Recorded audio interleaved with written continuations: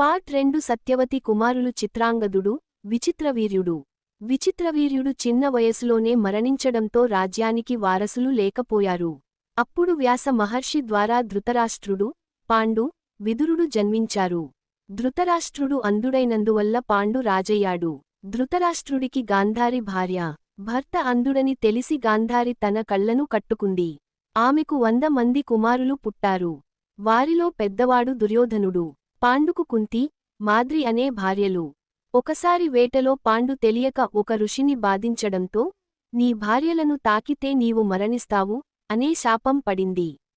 దాంతో పాండు రాజ్యాన్ని వదిలి అడవులకు వెళ్లాడు. కుంతికి ముందే ఒక ఋషి ఇచ్చిన వరం ఉండేది.